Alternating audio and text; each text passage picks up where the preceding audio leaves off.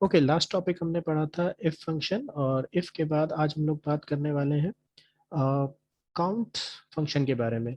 अब यहाँ पे हम लोग काउंट से रिलेटेड कई फंक्शन होते हैं, उन सब के बारे में हम लोग पढ़ेंगे। तो यहाँ पे कई एग्जांपल्स हैं जिसमें count, count if, count A, count blank, ठीक है, ये सारे फंक्शन हम लोग पढ़ेंगे आज। मैं यहाँ पे लिख देता हूँ कि आज हम कौन कौन से फंक्शन पढ़ने वाले हैं। चलिए मैं यहाँ लिख देता हूँ। तो देखिए, एक फंक्शन होता है काउंट, एक होता है काउंट ए, एक फंक्शन होता है काउंट ब्लैंक, ओके, और एक होता है काउंट इफ। तो एक तो हम इन चार फंक्शन के बारे में आज पढ़ेंगे, काउंट फंक्शन, काउंट ए, काउंट ब्लैंक और काउंट इफ, ओके। इसके अलावा हम डेट से रिलेटेड फंक्शन भी पढ़ेंगे, जैसे ईयर का function, month function, day function, week day, text, end date. End date कोई फंक्शन नहीं होता, सॉरी, टेक्स्ट फंक्शन। मतलब ये सारे फंक्शन भी हम आज के टॉपिक में कवर करने वाले हैं। तो आज का टॉपिक थोड़ा सा लंबा हो सकता है, तो जल्दी से स्टार्ट करते हैं। सबसे पहले ये समझ लेते हैं कि ये जो काउंट से रिलेटेड इतने फंक्शन है करते क्या है। तो जैसे देखिए, एक चीज समझना है हमके कि काउंट फंक्शन हम कब यूज करते हैं। तो जैसे एक्सेल की शीट है, उसमें अगर हमें काउंट करना है, लेकिन यहाँ ध्यान रहे सिर्फ ये नंबर को काउंट कर सकता है, टेक्स्ट को काउंट नहीं कर सकता है। जैसे फॉर एग्जाम्पल, यहाँ पे मान लीजिए हम ये रेंज पकड़ते हैं और इसको काउंट करने की बात करते हैं। तो इस रेंज में टेक्स्ट लिखा हुआ है, तो ये जो काउंट फंक्शन है इस टेक्स्ट को काउंट नहीं कर सकता है। तो ये इस काउंट फंक्शन की थोड़ी सी लिमिटेशन होती है, ये सिर्फ नंबर काउंट करता है। नेक्स्ट फंक्शन है हमारा काउंट ए फंक्शन। तो ये जो काउंट ए फंक्शन होता है, ये इसकी खासियत होती है कि नंबर और टेक्स्ट दोनों को काउंट कर सकता है, यानी कि आपकी जो रेंज है उसमें चाहे नंबर हो चाहे टेक्स्ट हो, दोनों को काउंट करके आपको बता देगा। फिर एक फंक्शन होता है काउंट ब्लैंक। ये क्या काउंट करता है, तो जो आप रेंज सिलेक्ट करते हैं उस रेंज में अगर कोई ब्लैंक सेल हुआ तो ये उसको काउंट करके बताएगा कि उसमें कितने ब्लैंक सेल हैं। और अंत में जो सबसे इंपॉर्टेंट फंक्शन होता है काउंट से रिलेटेड, वो होता है काउंट इफ। तो काउंट इफ की खासियत ये है कि क्राइटेरिया के हिसाब से ये काउंट करता है, यानी कोई कंडीशन होगी, वो कंडीशन अगर सेटिस्फाई होगी तो ये काउंट करेगा, अदरवाइज काउंट नहीं करेगा। तो चलिए एग्जांपल से समझते हैं काउंट फंक्शन के बारे में। तो सबसे पहला एग्जाम्पल नंबर वन में यहाँ पे आप देख सकते हैं सब्जेक्ट के नाम है और यहाँ पे कई स्टूडेंट्स के नाम है, और यहाँ इनका ग्रेड दिया हुआ है कि बीसीए में पीयूष ने ए ग्रेड पाया, एफओए में पीयूष ने सी ग्रेड पाया। अब हमें क्या सॉल्व करना है, तो हमें यहाँ नीचे सॉल्व करना है ऑब्टेन्ड ग्रेड ए, यानी हमें ये पता करना है कि ये जो पीयूष है, इस पीयूष ने कितने सब्जेक्ट में ग्रेड ए पाया है, ठीक है।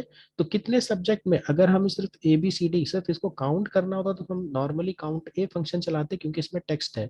लेकिन चूंकि हमें एक क्राइटेरिया है, यहाँ पे शर्त है, शर्त क्या है कि हमें सिर्फ ए को काउंट करना है, और इस रेंज में ए के अलावा सी भी है, बी भी है और फेल भी है। तो हमें सबको नहीं काउंट करना है, हमें सिर्फ ए को काउंट करना है। तो जब भी क्राइटेरिया के हिसाब से काउंट करने की बात आती है तो उस केस में हम यूज करते हैं काउंट इफ फंक्शन। तो ये है हमारा काउंटेड फंक्शन। काउंटेड फंक्शन में आपसे एक्सेल में दो बातें पूछेगा, एक तो रेंज और दूसरा क्राइटेरिया, ओके।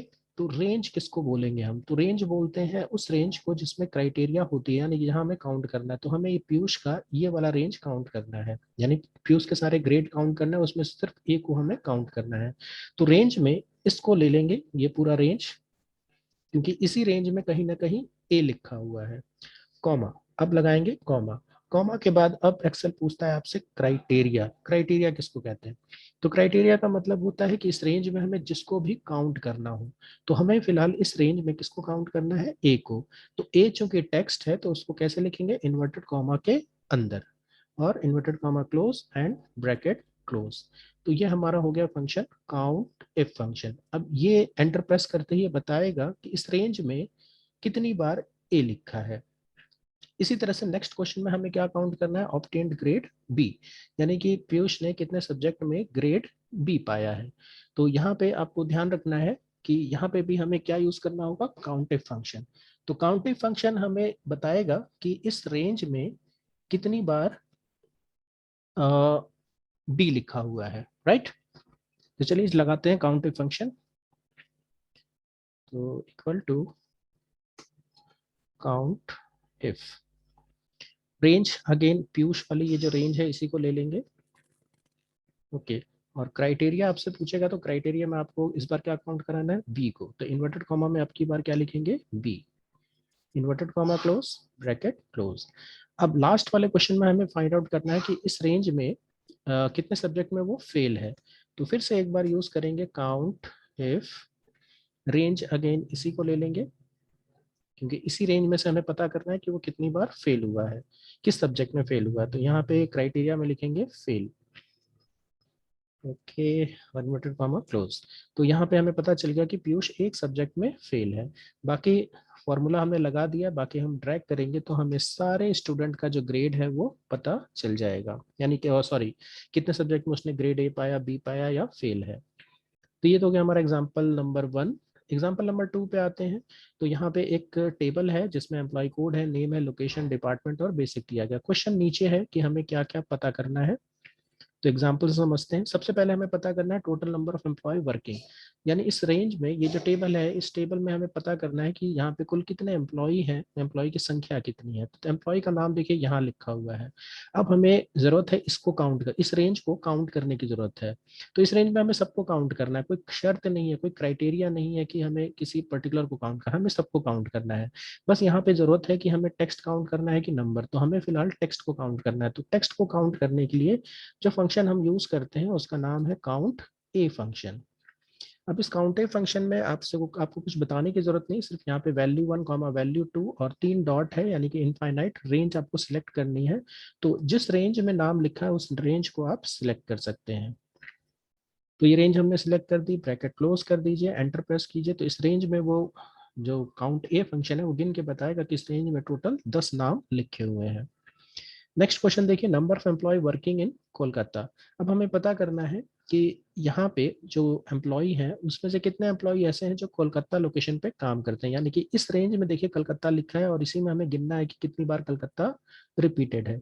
तो क्राइटेरिया के हिसाब से काउंट करना है, तो क्या चलाएंगे, काउंट इफ, रेंज, लोकेशन वाली ये जो रेंज है इसको ले लेंगे, और इस रेंज में हमें गिनना किसको है, तो हमें गिनना है स्पेशली कोलकाता को। तो कोलकाता टेक्स्ट है, इन्वर्टेड कॉमा में लिखेंगे Kolkata, inverted comma close and bracket close. तो यहाँ पे एक्सेल गिन के आपको बता देगा कि इस टोटल रेंज में 5 बार कोलकाता लिखा है।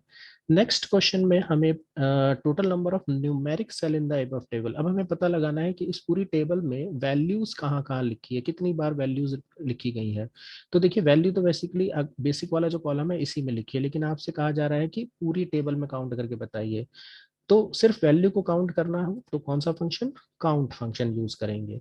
और इस पूरी टेबल का रेफरेंस आप ले लीजिए। अब इस टेबल में वो किसी को नहीं गिनेगा, जहां वैल्यू होगी सिर्फ उसी को गिनेगा, बाकी सबको छोड़ देगा। तो देखिए यहाँ पे जो काउंटिंग आई वो कितनी आई, 10, और इस रेंज को अगर आप काउंट करेंगे तो ये 10 मिलेंगी आपको। तो काउंट फंक्शन सिर्फ और सिर्फ वैल्यू काउंट करता है। एग्जाम्पल नंबर 3 पे आते हैं। एग्जाम्पल नंबर 3 में यहाँ पे आपको दिया है कुछ आइटम, यहाँ पे डेट है और यहाँ इनकी कॉस्ट है। क्या पता करना है हमें, तो हमें पता करना है how many breaks has been bought, यानी कि यहाँ पे ब्रेक कितनी बार यहाँ पे मेंशन्ड है। तो फिर से हम यहाँ पे यूज कर सकते हैं count if, bracket open, range हमारा यही हो जाएगा, और क्राइटेरिया हमें क्या काउंट करना है, ब्रेक्स। तो यहाँ पे लिखेंगे breaks, inverted comma close, bracket close. तो यहाँ पे काउंट करके बताएगा कितनी बार ब्रेक लिखा है। उसी तरह यहाँ पे हमें क्या काउंट करना है, how many tyres have been bought. तो यहाँ पे टायर को काउंट करना है, तो again count if, range again यही आइटम वाले जो रेंज है इसको ले लेंगे, और क्राइटेरिया में आपकी बार लिखेंगे टायर, ओके, ब्रैकेट क्लोज। तो टायर इस रेंज में कितनी बार है, 3 बार। सेम इसी तरीके से हमें नेक्स्ट क्वेश्चन में सर्विस को काउंट करना है, तो फिर से हम काउंट इफ ही चलाएंगे और यहाँ पे रेंज ले लेंगे, ओके, कॉमा, और यहाँ पे क्राइटेरिया क्या हो जाएगी, सर्विस। तो ये हमें काउंट करके बता देगा, तो इसमें सर्विस 2 बार लिखा है। तो ये है काउंटिव फंक्शन, बहुत ही आसान फंक्शन है, कोई मुश्किल नहीं है। बाकी कुछ एग्जांपल्स हैं जहाँ पे एक बार अगर आप यूज करके लगा लेंगे तो आपको क्लियर हो जाएगा। नेक्स्ट क्वेश्चन देखते हैं, एग्जांपल नंबर 4। तो यहाँ पे ये टेबल है और क्वेश्चन आपका नीचे है, काउंट द ड्यू डेज, ठीक है। काउंट द ड्यू डेज, यानी हमें इसको काउंट, इस रेंज को काउंट करना है, ये जो ड्यू डेज वाली रेंज है इसको काउंट करना है, लेकिन इनमें से सबको नहीं काउंट करना है। क्राइटेरिया क्या है वो समझिए, विच आर ग्रेटर देन 80। अब इस रेंज में जो भी वैल्यू 80 से ज्यादा है सिर्फ हमें उसको काउंट करना है। तो इसके लिए फॉर्मूला हम कैसे लिखेंगे वो हमें समझना है। इक्वल टू, अब चूंकि क्राइटेरिया के हिसाब से काउंट करना है तो काउंट इफ चलाएंगे। दो बातें आपसे पूछेगा, रेंज और क्राइटेरिया। तो रेंज अब की बार यही रेंज है हमारी, क्योंकि इसी रेंज को हमें काउंट करना है। और क्राइटेरिया में हम ये बताएंगे कि हमें किसको काउंट करना है। तो हमें देखिए काउंट करना है किसको, ग्रेटर देन 80 को काउंट करना है, राइट। तो ग्रेटर देन 80, अगर सिर्फ 80 होता तो नंबर होता, उसके साथ ग्रेटर देन का साइन लगा हुआ है तो फिर ये टेक्स्ट हो जाता है, तो इसको इन्वर्टेड कॉमा में लिखेंगे, ग्रेटर देन 80। ये आपको ध्यान रखना है, बाकी ब्रैकेट क्लोज। तो देखिए 80 से ज्यादा जो वैल्यू है वो कितनी है इस रेंज में, 5। नेक्स्ट एग्जांपल पे इसी तरह के आते हैं, example number 5। Count the bill date which are greater than 31/5/2014। तो अब यहाँ पे देखिए, अभी तक हम काउंट क्या कर रहे थे, या फिर कोई टेक्स्ट काउंट कर रहे थे या फिर कोई नंबर काउंट कर रहे थे। अब हमें क्या काउंट करना है, डेट। यानी ये जो डेट वाला कॉलम है, इस कॉलम में से हमें वो डेट के बारे में काउंट करना है जो 31/5/2014 से ज्यादा हो, यानी बड़ी डेट हो, 31/5/2014 से बड़ी, ग्रेटर देन यानी बड़ी डेट हो। तो यहाँ पे भी हम यूज करेंगे काउंट इफ फंक्शन। बाकी रेंज हमारी, हमें जिस रेंज को काउंट करना था वही हमारे रेंज कहलाते, तो हमें इसी बिल डेट को काउंट करना है, तो इस पूरे को ले लेंगे, यही हमारा क्या कहलाएगा, रेंज। कॉमा, अब हमें बताना है क्राइटेरिया। तो क्राइटेरिया देख रहे क्या है, तो क्राइटेरिया है ग्रेटर देन 31/5/2014। अब चूंकि डेट अपने आप में टेक्स्ट होता है इसीलिए इन्वर्टेड कॉमा में लिखेंगे, ग्रेटर देन 31/5/2014। तारीख लिखेंगे, inverted comma close, bracket close. तो ये हमें गिन के बताएगा ऐसी कितनी तारीखें हैं जो 31/5/2014 से ज्यादा है। तो ऐसी उसको 3 तारीखें मिली। नेक्स्ट एग्जांपल देखते हैं काउंट इफ के लिए। Count the due amount which are greater than 35,000। तो यहाँ पे हमें ये जो ड्यू अमाउंट वाला कॉलम है, इस कॉलम को काउंट करना है और इसमें से वो वैल्यू काउंट करनी है जो 35,000 से ज्यादा हो। तो यहाँ पे हम यूज करेंगे फिर से एक बार काउंट इफ फंक्शन, रेंज यही ड्यू अमाउंट वाला कॉलम लेंगे क्योंकि इसी रेंज को हमें काउंट करना है, और कॉमा क्राइटेरिया लिखेंगे। तो क्राइटेरिया हमारी है ग्रेटर देन 35,000। तो यहाँ इन्वर्टेड कॉमा में लिखेंगे greater than 35,000, inverted comma close and bracket close. तो यहाँ पे ये रेंज गिन के बताएगा कि यहाँ पे कितनी वैल्यू है, 6। आज का जो लास्ट एग्जांपल है इस पे आते हैं। तो यहाँ पे जो टेबल है, टेबल तो खैर जो है सो है, नीचे क्वेश्चन देखिए, count the due amount which are greater than 35,000 and less than 1 lakh. ठीक है। तो देखिए अब यहाँ पे है क्या कि हमारे पास क्राइटेरिया दो हैं, अगर सिंगल क्राइटेरिया थे तो हम चला रहे थे काउंटिव फंक्शन, लेकिन यहाँ पे क्या है, मल्टीपल क्राइटेरिया, यानी एक से ज्यादा क्राइटेरिया है आपके पास।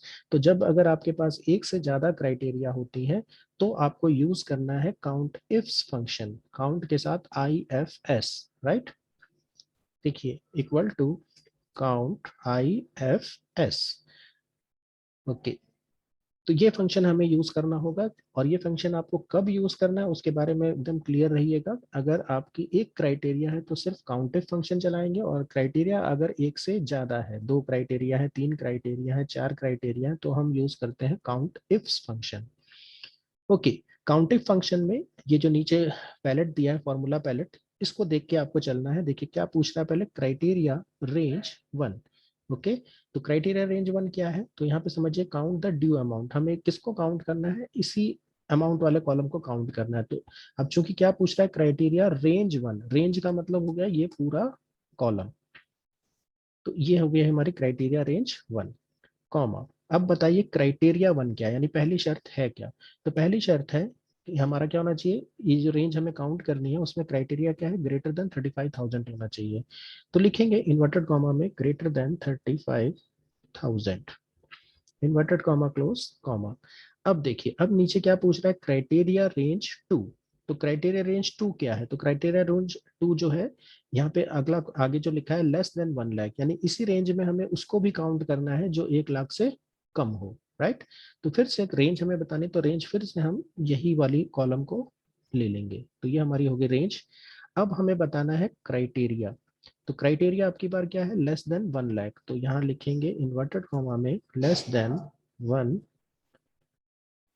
Lakh. Okay, inverted comma close bracket close. तो ये है आपका काउंट इफ्स फंक्शन। ठीक है, काउंट इफ फंक्शन कब यूज करते हैं, जब हमारे पास क्राइटेरिया एक से ज्यादा होती है। तो इस रेंज में एक्सेल आपको गिन के बता रहा है कि ऐसी 4 वैल्यूज हैं जो 35,000 से ज्यादा है लेकिन 1 लाख से कम है। ओके, तो ये तो इतने सारे एग्जांपल हमने देखे काउंटिव फंक्शन के, कि आपको समझ में आ गया होगा काउंटिव फंक्शन किस तरीके से यूज करना है एक्सेल में। नेक्स्ट आते हैं कुछ डेट रिलेटेड फंक्शन के बारे में समझते हैं। शीट नंबर 2 पे आते हैं और डेट रिलेटेड फंक्शन, यहाँ पे कुछ फंक्शंस हैं जिनके बारे में हम थोड़ा सा समझ लेते हैं। ओके, अब यहाँ पे जो हमारा पहला कॉलम है इसमें कुछ डेट लिखी हुई है। ओके, अब इस डेट में से सपोज करिए आपको एक्सट्रैक्ट करना हो ईयर को, यानी कि जैसे फॉर एग्जांपल ये पहली डेट है 19/12/2017, तो हम चाहते हैं कि इसमें से जो 2017 है वो अलग करके हम यहाँ लिखें, राइट, 2017। तो इसके लिए आप यूज कर सकते हैं ईयर का फंक्शन, बहुत ही आसान सा फंक्शन है, इक्वल टू YEAR। इस फंक्शन का नाम ही है ईयर। एक ही बात पूछता है आपसे सीरियल नंबर। तो सीरियल नंबर के लिए एक और फंक्शन हम यूज करते हैं डेट वैल्यू फंक्शन, मैं लास्ट में आपको बता दूंगा। फिलहाल यहाँ पे सीरियल नंबर में आप सिंपली ये डेट को ले सकते हैं और ब्रैकेट को क्लोज कर दीजिए। तो ये आपको एक्सट्रैक्ट करके, यानी इस तारीख में से साल को अलग करके यहाँ पे आपको दे देगा।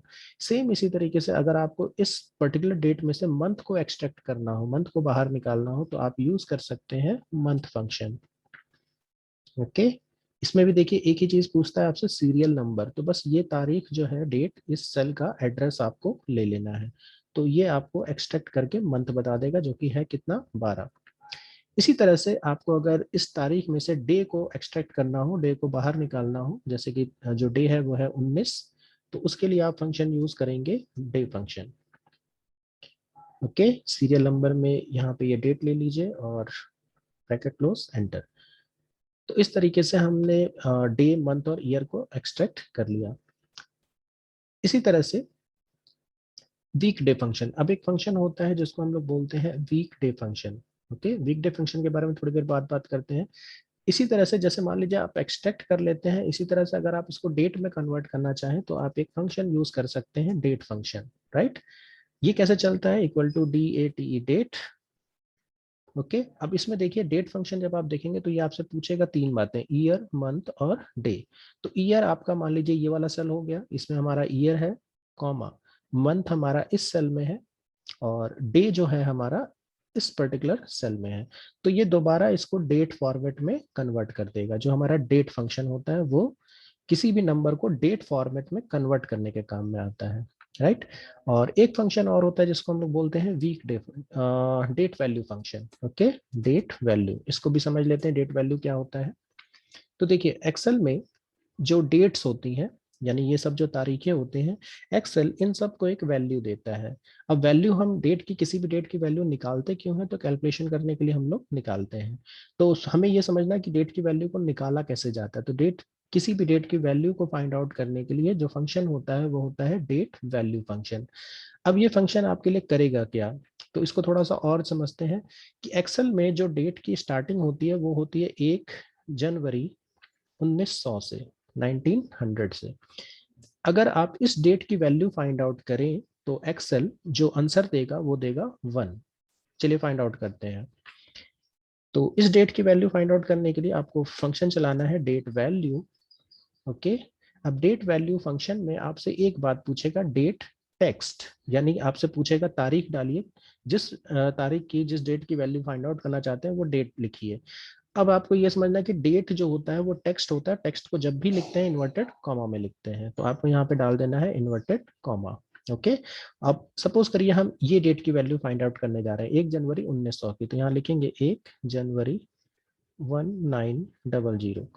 तो यहाँ पे जो एक्सेल है, डेट वैल्यू फंक्शन जो है, डेट वैल्यू फंक्शन इस तारीख को जो वैल्यू देगा वो देगा 1। तो यहाँ पे आंसर आने वाला है आपका 1, जैसा कि यहाँ पे आ भी गया।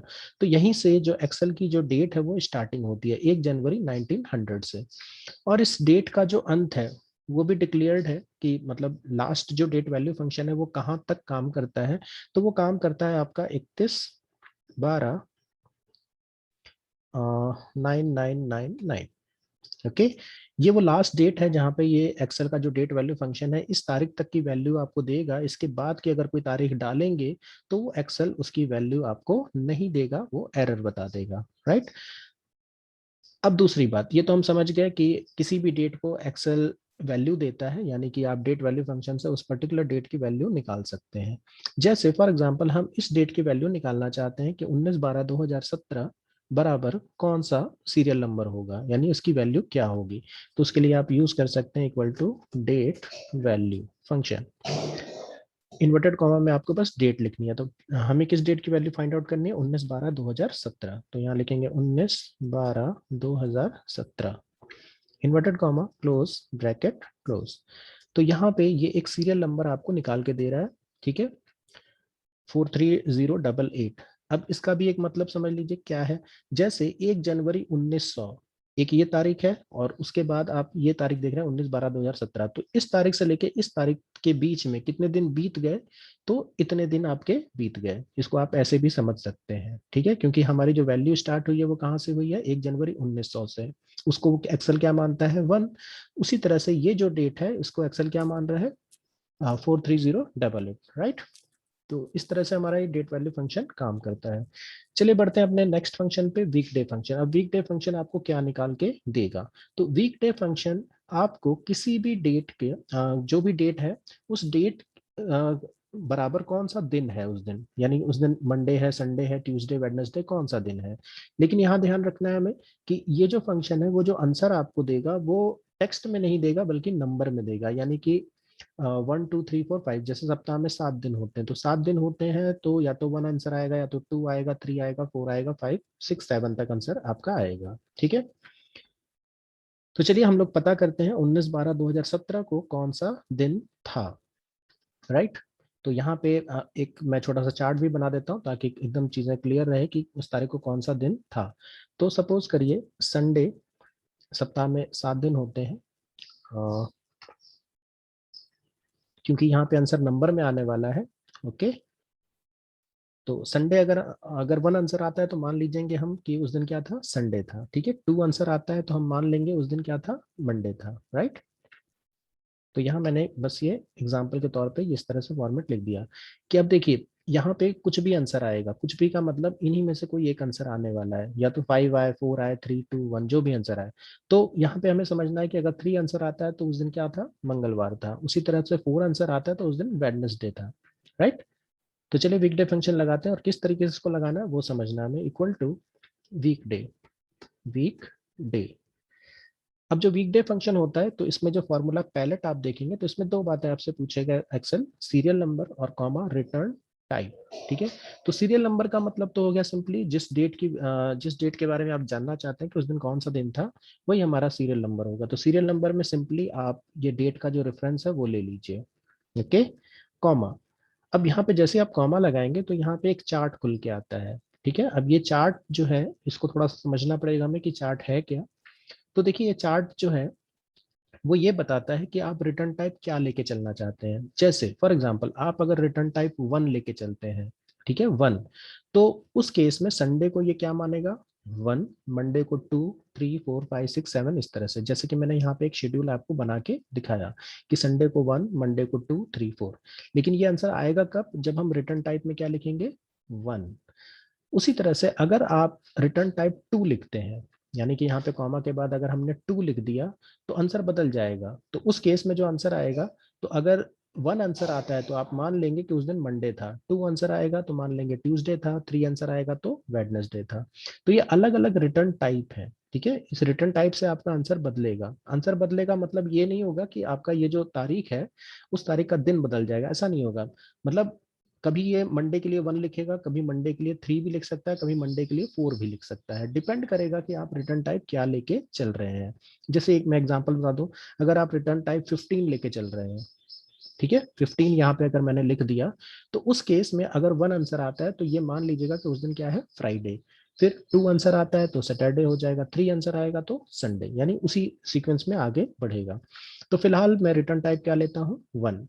क्योंकि मैंने यहाँ पे एक शेड्यूल बनाया हुआ है, Sunday equal to 1, Monday equal to 2, तो ये इसी को फॉलो करेगा। ठीक है, तो मैं यहाँ पे रिटर्न टाइप डालता हूँ 1, ब्रैकेट क्लोज करते हैं और एंटर प्रेस करते हैं। तो यहाँ पे देखिए आंसर आया 3। तो 3 आंसर का मतलब है कि उस दिन कौन सा दिन था, ट्यूसडे था, राइट। ओके, वीकडे फंक्शन के बाद, अच्छा यहाँ पे एक चीज मैं और क्लियर कर दूं, तो कहीं हो सकता है आपको थोड़ा सा दिक्कत हो रही हो। देखिए, तो मैंने यहाँ पे 1 लिखा तो आंसर आया 3, और 3 का मतलब उस दिन मंगलवार था, ट्यूसडे था। अब सपोज करिए मैं रिटर्न टाइप लेता हूँ, चलिए 15 ले लेते हैं। तो 15 लेंगे तो देखिए आंसर आने क्या वाला है। तो फ्राइडे इक्वल टू 1 है, तो सैटरडे इक्वल टू 2 होगा, Sunday equal to 3, Monday equal to 4, और ट्यूसडे इक्वल टू 5। अब चूंकि उस दिन मंगलवार है तो हमारा आंसर क्या आएगा, 5। अगर हम रिटर्न टाइप क्या लेते हैं, 15, देखिए तो यहाँ आंसर आ गया 5। तो 5 का मतलब है उस दिन मंगलवार था, राइट। तो इस तरीके से हमारा ये वीकडे फंक्शन काम करता है। रिटर्न टाइप बदलेंगे तो आंसर जो वैल्यू है वो बदल जाएगी, लेकिन दिन नहीं बदलेगा। चलिए अब बात करते हैं टेक्स्ट फंक्शन की। ठीक है, टेक्स्ट फंक्शन हमारे लिए क्या करता है। तो टेक्स्ट फंक्शन, जो अभी हम प्रॉब्लम देख रहे थे कि हमारा आंसर नंबर में आ रहा है, तो काफी प्रॉब्लम हो जाएगी, क्योंकि नंबर में आंसर आएगा तो फिर आप चार्ट देखेंगे कि भाई उस दिन कौन सा दिन था। तो उसका उपाय है कि आप सीधे सीधे क्या लगाइए, टेक्स्ट फंक्शन चलाइए। टेक्स्ट फंक्शन आपको सिंपली ये बता देगा कि उस दिन संडे था कि मंडे था, और वो भी टेक्स्ट में बताएगा। कैसे चलेगा फॉर्मूला, तो equal to TEXT, text, bracket open करेंगे। अब यहाँ पे देखिए दो बातें आपसे एक्सेल पूछेगा, वैल्यू और कॉमा फॉर्मेट टेक्स्ट। तो वैल्यू का मतलब तो सिंपली जिस डेट की हमें वैल्यू पता करनी है, यानी जिस तारीख के बारे में पता करना है कि उस दिन कौन सा दिन था, वही तारीख यहाँ पे रेफरेंस में ले लेंगे, कॉमा। अब आपसे पूछेगा फॉर्मेट टेक्स्ट। तो यहाँ पे आपको फॉर्मेट टेक्स्ट में लिखना है, क्या लिखना है, तो आपको लिखना है, जैसे हमें पता करना है कि उस दिन कौन सा दिन था, संडे था, मंडे था, ट्यूसडे था, तो उसके लिए हम लोग लिखते हैं इन्वर्टेड कॉमा में 1 2 3 4, 4 टाइम्स आपको क्या लिखना है, D, D D D D, 4 times. ठीक है, अब यहाँ पे भी एक है छोटी सी बात है कि अगर आप 4D लिखते हैं तो वो पूरा SUNDAY पूरा आंसर लिख के देगा, लेकिन अगर आप 3D लिखेंगे तो वो SUN यानी शॉर्टकट में आपको लिख के देगा। तो मैंने यहाँ पे लिखा है 4D। तो 4D लिखने का मतलब है मुझे आंसर पूरा चाहिए, पूरा का मतलब पूरा SUNDAY पूरा लिख के आए, राइट, ब्रैकेट क्लोज। तो यहाँ पे अब हमें देखिए पूरा ट्यूसडे लिख के आ रहा है आंसर। ठीक है, तो यहाँ पे आप, यहाँ पे एक चीज समझिए कि वीकडे फंक्शन चलाएंगे तो आपको नंबर में आंसर देगा, तो नंबर में आंसर देगा तो आपको ये इस तरह से शेड्यूल बना के चार्ट देखना पड़ेगा कि उस दिन कौन सा दिन होगा। ठीक है, और अगर आप टेक्स्ट फंक्शन चलाएंगे तो आपको सीधे सीधे बता देगा कि उस दिन मंडे था कि ट्यूसडे था, किसी भी तारीख के बारे में। ओके, अब इस सबको क्या कर लेते हैं, ड्रैग कर लेते हैं। तो हमें पूरा टेबल अपडेट हो गया, हमारा पूरा टेबल अपडेट हो गया। ठीक है, ओके। अब लास्ट क्वेश्चन है आपका, ये एंड डेट हमें निकालना। तो एंड डेट के लिए क्वेश्चन जो है वो नीचे लिखा हुआ है, क्वेश्चन यहाँ पे है, end date should be after 1 year 3 months from start date. अब यहाँ पे जो स्टार्ट डेट है, ठीक है, 1 year और 3 months, तो देखिए ये स्टार्ट डेट है। अब सपोज करिए स्टार्ट डेट है 19/12/2017, और हमें यहाँ पे जो तारीख चाहिए वो कौन सी तारीख चाहिए, 1 साल और 3 महीने बाद की तारीख। जो क्वेश्चन में आपके मेंशन है कि हमें जो एंड डेट चाहिए वो 1 साल और 3 महीने बाद की तारीख चाहिए। तो एक्सेल में अब इस डेट को कैसे हम लाएंगे, तो यहाँ पे आपको एक छोटी सी चीज बस समझनी है कि एक्सेल में डेट प्लस माइनस होते हैं, लेकिन सिर्फ दिन प्लस होते हैं, साल नहीं। ठीक है, तो दिनों को प्लस करने के लिए आपको पहले 1 साल और 3 महीने को दिन में कन्वर्ट करना होगा, राइट। ओके, तो चलिए यहीं पे कर लेते हैं इक्वल टू ये डेट, यानी इस डेट में हमें जोड़ना है, क्या जोड़ना है, प्लस, कितना जोड़ना है, 365, राइट। एक साल में 365 दिन होते हैं, तो यहाँ पे 365 एक साल के लिए, और प्लस 3 महीने में कितने दिन होंगे, तो 3 महीने, एक महीना 30 दिन का, तो 3 महीने 90 दिन के हो गए, तो प्लस 90 कर लेते हैं, राइट।